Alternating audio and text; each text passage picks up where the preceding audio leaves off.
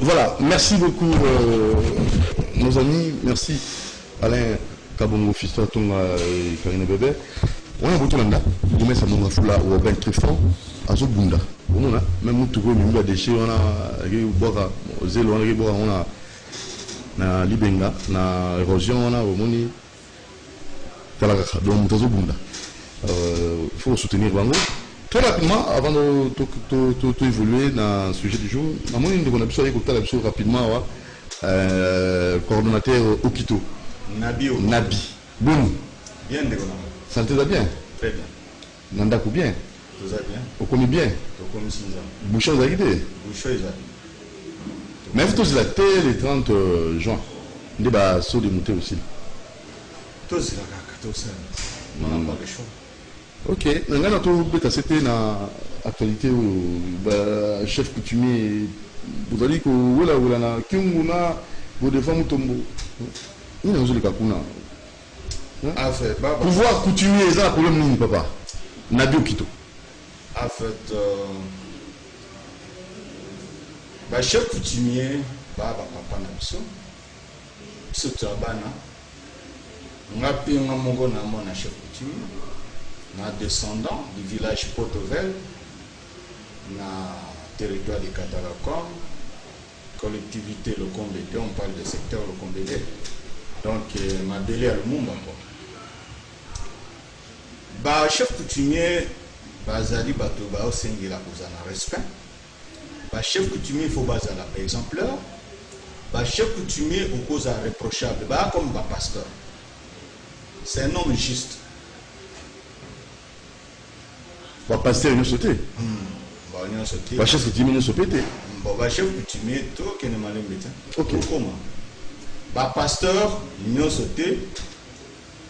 Et pour Nakati à Moussala Nzambé, Satan a pu élever. Va pasteur naïe pour nous troubler le message à Kolonzam. Ça, il faut le savoir. C'est ça. Ça a déjà élevé. C'est pourquoi il y a un système. Dans les classes sataniques, il y a un terme que toute autorité vient de Dieu. Ça, c'est quand Dieu choisissait lui-même. Maintenant, depuis que Moutaloba toute autorité ne vient plus de Dieu. Il faut tout ça l'attention. Le chef coutumier et Bazali élu céleste. Ce ne sont pas les élus du peuple, mais sont des élus célestes. Nsamba pona bango na ba chaque entité à Mabeli va conduire le peuple. C'est bon. Mais ANATC ezali Association nationale des autorités traditionnelles du Congo. ANATC ezali association ezali ASBEL. Et si ka ba chef coutumier à Congo mobimba ba koki kozwa solution na ba problème na bango. Et si ka l'état ko sunga bango c'est à travers l'ANATC. Pas Gra Kassai, pas Umbuteke, pas Association des Abakons, non. C'est ANATC Ndé Azali habilité à donc pour être le gouvernement et les chefs.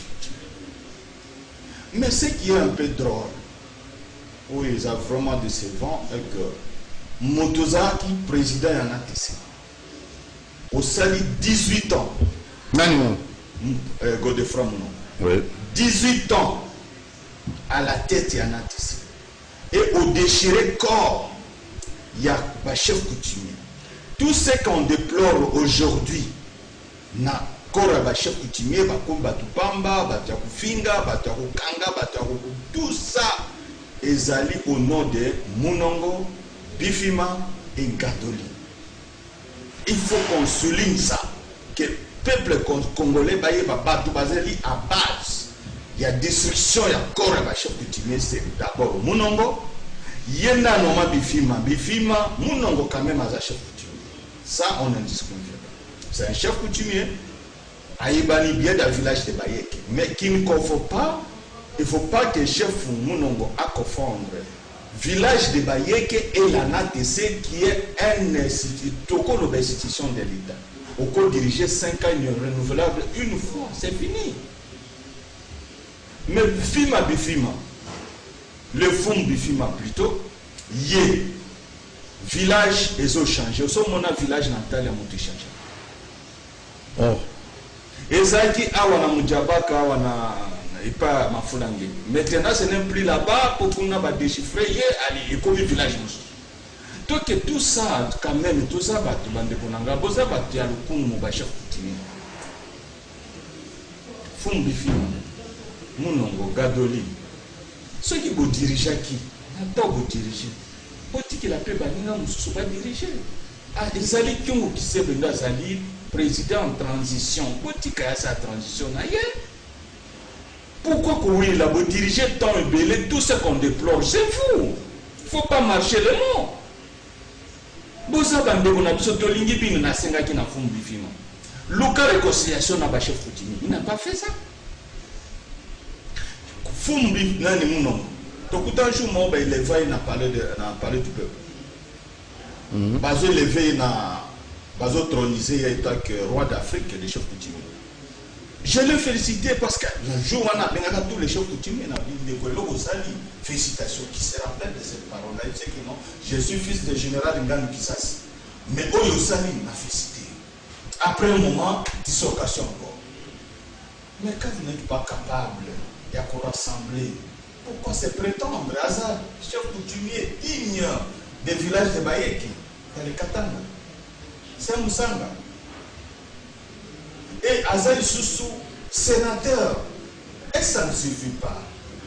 Pourquoi laisser commis par la potopoto un peu plus? Parce que bateau, un jour, bateau va la mukaka, bateau skoto kundo là-bas. La histoire à Kala, papa n'a pas basala, et aux alamabé, et à Sony. Soit c'est une très rapidement. Non, c'est un gouvernement qui est président de la République, ministre de l'Intérieur.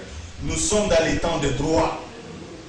Ministre de l'Intérieur, est-ce que vous avez organisé l'élection? Non. Réponse c'est ça non. Ce qui est montapé, c'est ce qu'ils en ont. Et je sais que c'est non.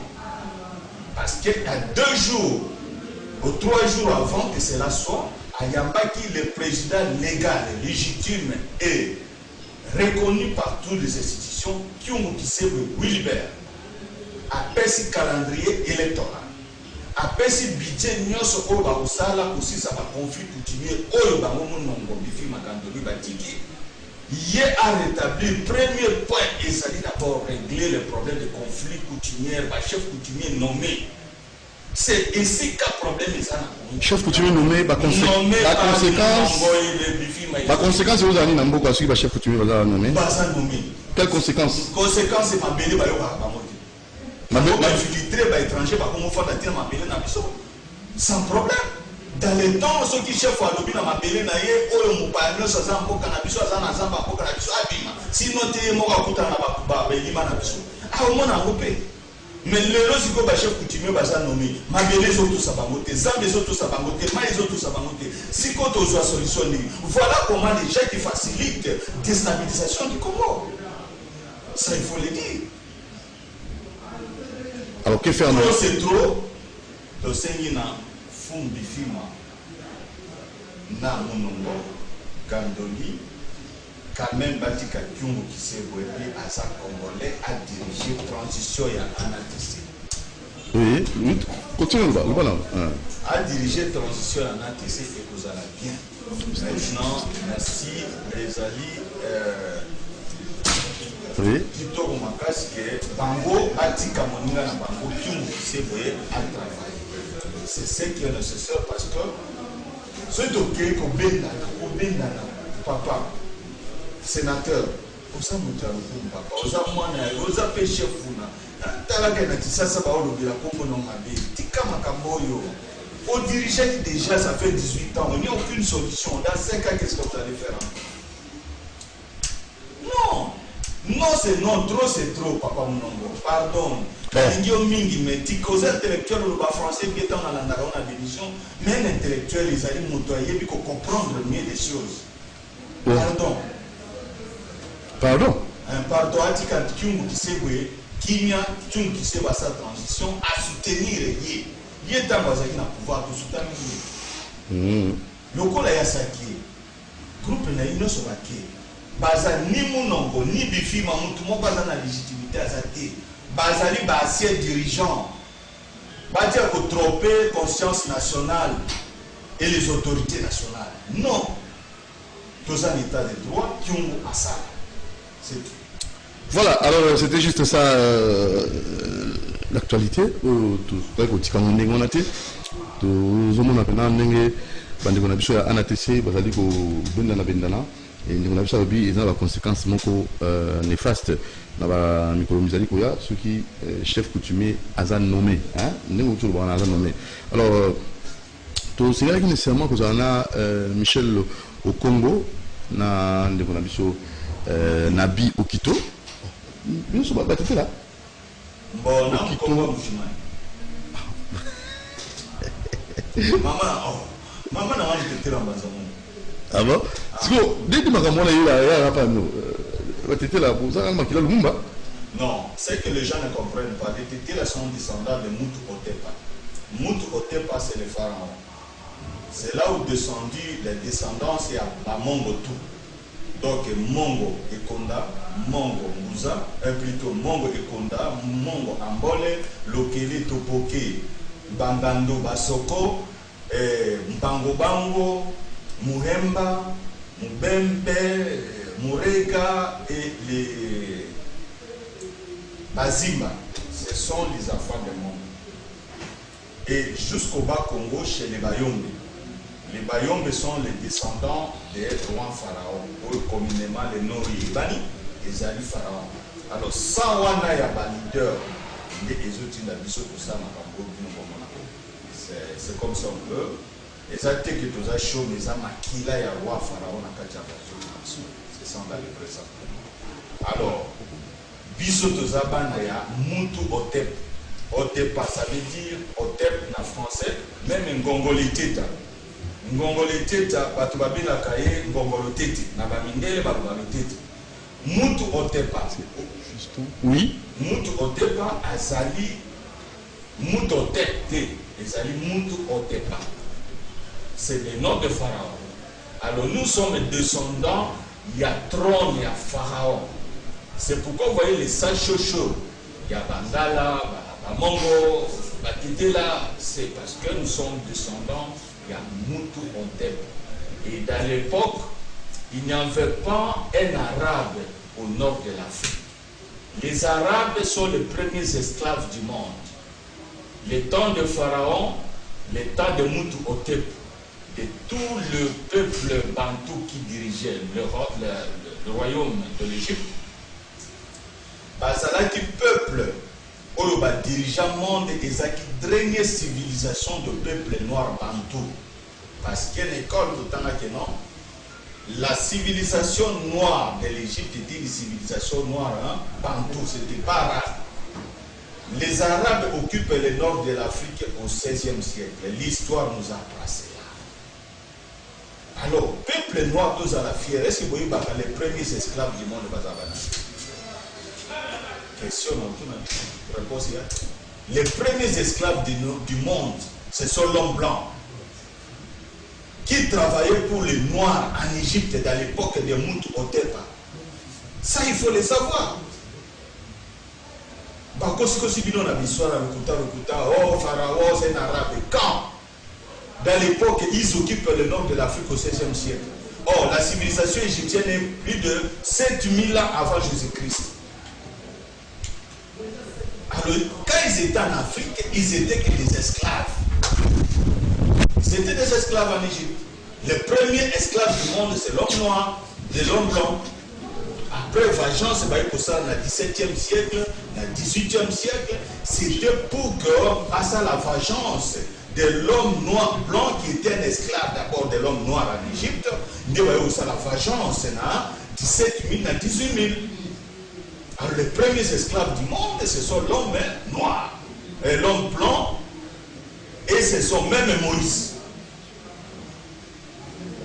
Ils étaient que des esclaves en Égypte. Et c'est pourquoi c'est la Bible. Pour autant, la Bible, on a invité sur l'esprit en Nzambe, Saint-Esprit qu'on nous a la Bible. Dans Moïse, Joseph, l'Israël, l'Égypte, des esclaves. Ils étaient que des esclaves qui travaillaient pour les Noirs bantou en Égypte. Alors, ça la vengeance n'a répété encore, n'a 17 000, n'a 18 000, bah il faut jouer sous l'esclave, ils ont dit quand la vengeance, et puis bah effacer l'histoire n'a ni dans le livre, ni dans la Bible. C'était ça le souci des Romains, d'effacer l'histoire biblique, l'histoire vraie. On a un livre d'histoire, nous sommes effacer ce qui est de l'histoire de l'homme noir. C'était ça l'objectif. Nous savons que si vous avez dans le 19e siècle, à Tindeli Bisso Bana, où il va décomplexer Bisso dans la campo, où il y a un complexe d'infériorité de l'homme noir. À Tindeli Bisso Jackson, Michael Jackson, à Tindeli on prend 50 si Tiba Obama. Je me rappelle avant qu'Obama a élu dans les États-Unis, il y a un peu de banquiers. Les banquiers sud-africains. Oui. Il y a un peu de banquiers de banquiers allemands. Les cas na TV un noir ne peut pas conduire la grande puissance économique du monde. Quelques jours après, c'est Obama est élu président des États-Unis. Oyo, George Bush, le fils et le père, ont chuté l'économie de l'États-Unis, qui était de blanc. Mais un noir, Obama a redressé l'économie des États-Unis. Est-ce qu'il n'a pas redressé? Et pourquoi ce complexe d'infériorité chez les Noirs? Dans un peuple noir, vous êtes une race supérieure. Peuple élu par le plan divin de Dieu qui a dit que non, nous. Oui. Alors, on a vu, l'habité de Bonaviso, Nabio Kito, oui. Tout à fait, on a commencé à moi, je rappelle, pour Nabato, Bazo, Landabiso, mais seulement, on a qui prioritaire, pas Mathieu Bousséné, on a M. Michel au Congo, a adopté sa solution pour la balkanisation. Alors, on a qui, en quelques minutes, parce qu'il nous reste pas assez de minutes pour en parler, parce que c'était ça vraiment notre sujet du jour, et on a invité M. Nabi. Pour l'Italie, solution pour la balkanisation. Parce que c'est ça, parce qu'on aura peut-être notre numéro demain ou après-demain, ou peut-être aux autres, il y a pour faire dans le sujet en haut pendant longtemps. L'autre aussi, a juste idée générale. L'État n'est pas au comment. Je crois qu'on a déjà comme presque la fin.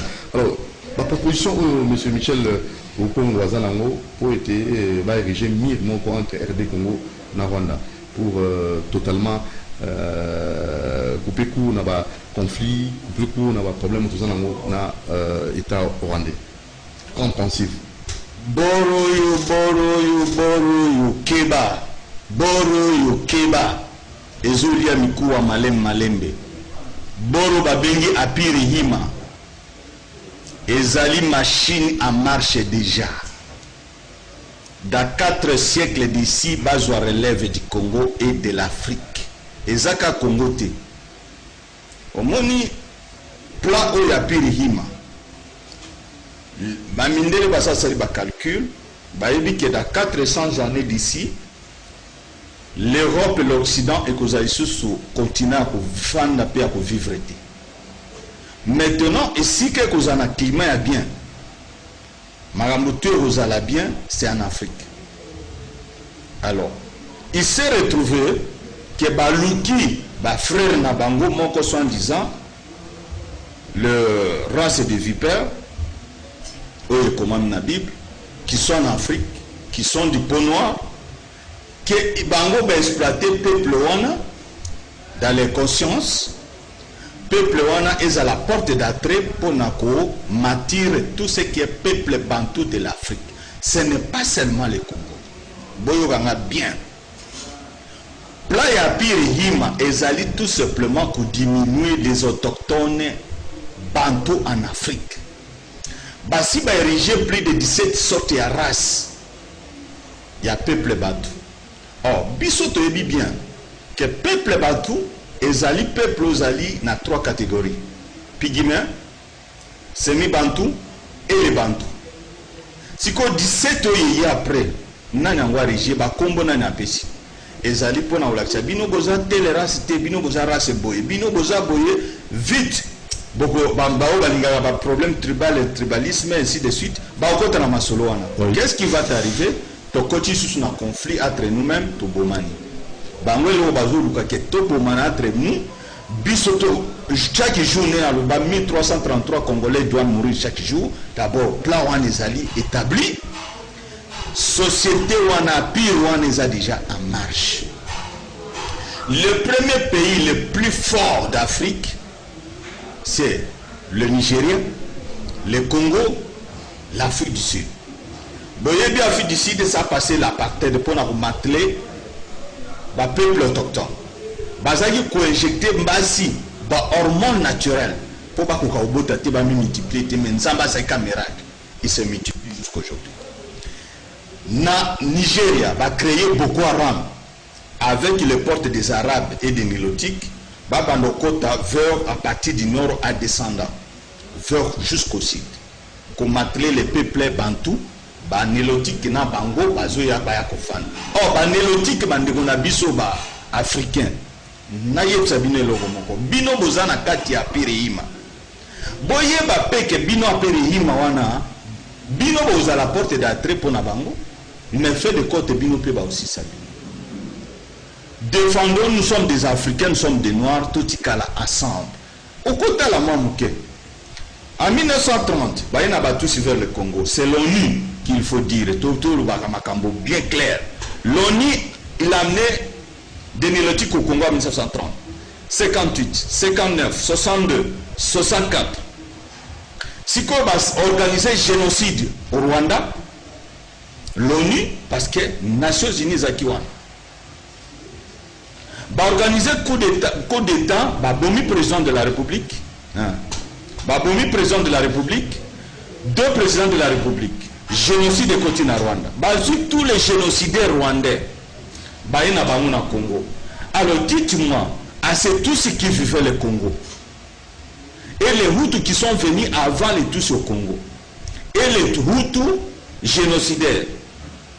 Et ça dit pour nous préparer à venir. Il y a des Nilotiques, le rwandophone du Congo. C'est une bombe à retardement même pour le peuple minoritaire là Tutsi. Parce que Bandeko na Tutsi va sentir nga mabete peut-être ils allaient pour protéger Nabino. Mais Bino qui vite na influence moko ya kulinga ko dominer. Au Congo pour dominer Moutouté. Parce que le Congo c'est un pays de pharaons.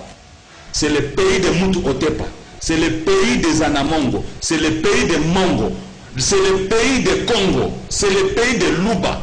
Les trois grandes tribus du Congo qui ont dominé la première carte du Congo, de la pire Congo, et Zaoko Matina Namibie, Tina Cameroun.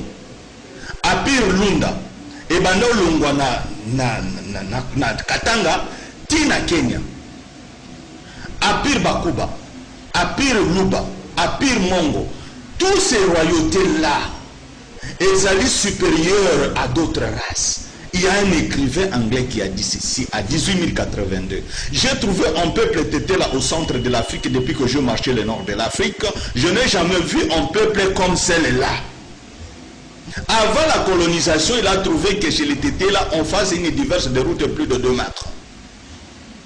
Et dans les maisons dont les ATT là, on ne prépare pas à l'intérieur. Il y a des chambres, il y a des plafonds, il y a tout, il y a même des rideaux traditionnels. Et loin de 18 mètres, 20 mètres de la grande maison, il y a la cuisine. Et la cuisine est là où le tété là dort. Donc il n'y a pas un volet ou un animal qui dort à l'intérieur. C'est juste pour préparer, hygiénique. Derrière la maison, il y a la poulailler, la cuisine, il y a le poulailler derrière. Et c'est à partir du poulailler, vous allez trouver la toilette à 18 mètres, le WC à 18 mètres ou 28 mètres du toilette. C'est pour vous dire que non, les ATT là savaient les conditions hygiéniques depuis lors. Alors cet écrivain anglais à 1840, il a dit chez les tétés là j'ai trouvé des maisons en briques 2 à 3 places. Ces maisons en briques 2 à 3 places, ils ont trouvé où? C'est à partir de l'Égypte, parce que nous sommes descendants de l'Égypte, parce que le premier brique a été fondé en Égypte. Alors tous les peuples mongos sont venus du trône du pharaon, de Moutou Otepa, Parce que le pharaon, c'est un nom sobriquet ce sont les Grecs, les Romains qui ont mis ce nom sobriquet pour tromper la vigilance du peuple noir. Merci beaucoup, Nabi Okito. Alors, très rapidement, Michel Okongo, Azana Bissoara, très rapidement, président Michel Okongo, parce que nous sommes arrivés au terme de notre émission. Et tout le monde a annoncé, tout a annoncé. Rapidement, le Moko. Voilà, c'est la mission à 10 minutes. L'émission, vous allez après. Donc, personne malouba.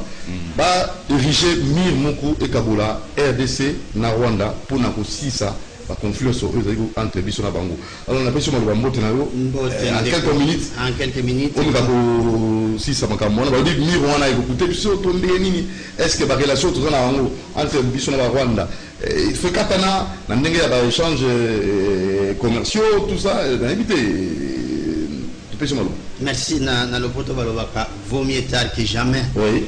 Na komi na lina pesa mama kanisa na mokena peuple congolais likambo ya Mir tolobi boy.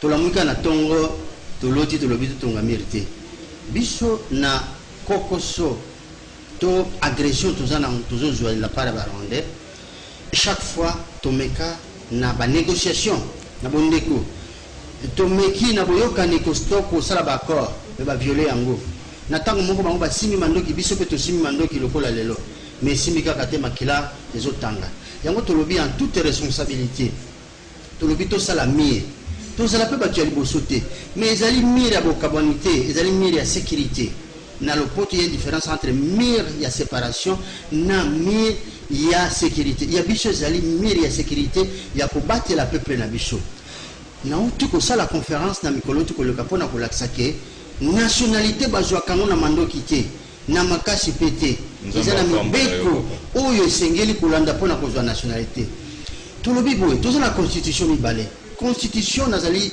avocat de profession constitution nyonso soko basali mosusu loi nyonso soko basali mosusu ezali pour abroger oyo babengaka toutes les dispositions antérieures c'est-à-dire tozongaka na débat tozongaka na baloi ya kalate total la constitution ya biso ya bango na article 7 lobi boy nationalité congolais et pas ya rwandais elongwaka te ezalaka libela soko azu mosusu oyo ya bango pe fezala mais ya biso lobi nationalité na biso ezali moko to exclusive oyo ozala mibale te boni tokozala na barwanda bazo mibenga lelo banyamulenge balobake tozali bacongolais même soko chef d'état alobaki chef de l'état asalaki tobengi déclaration politique mais likambo ezali ya justice donc likambo ezali juridique. Voilà le Golangena Loba, et Sengeli Mir, Pambate Mir et Andengwana Pe, Zali entre États-Unis, na Mexique. Ezali pe entre Israël na Palestine. Sorobiso to sali pona battre la Congolais. Mabe ezali wa. Budget? Non, totalement makambia budget. Mais c'est d'abord l'idée, hein? Oui, d'abord l'idée parce que ndeko journaliste, omoni ndeko Kabila tango azalaki na bokonzi. Chaque fois tozo yebise ko pesa kabiso budget muke. Alobi budget muke wana nyonso ekendeki na guerre. Alors vous avez combien de milliards biso to bongisi na guerre wana soko lelo to kangi motema tolobi to kamatanda mamongo to sala mer wana biloko na biso ekobima lisusu te na fraude peuple na biso akofa lisusu te mais esengeli pe bakonzi bayebake soko bango baboyi ko financer mer wana ba congolais bayebisinga bango moko bakamata en charge. Ok, ça va vous contacter non mais nazala numéro nanga c'est le 082 68 44 627. Je répète, 082 68 44 627. Bao contacter à n'importe quel moment. Président Michel Okongo, candidat président en 2018. Tout un mot prochainement pour déjà tout annoncer qu'il y a un mot. Nous avons vu sur Nabi Okitopé à l'Obéliango. Il n'y a pas d'aller adhérer à la vision. Il y a PCP Mbote. Il y a vraiment d'accord. Mais sur la caméra, ça va être là. D'ailleurs, on a tenu l'origine, ça va être là. Et ça, l'origine, on va tout expliquer. Puis ça, donc, vous avez drôle. À la prochaine. À la prochaine. Alors, rendez-vous peut-être une fois que vous avez été de monter PC retard. Donc, au 6h à combien na émission bazo congolais bazo lakela bakonzi mabe ko maudire bango pona basot mutonga. Je l'ai dit devant le micro parce que ngana vivre yango 3 heures du temps na nzela pona kolonga masina tia bon Alors, on va continuer ça le 30 juin, ici là. Merci.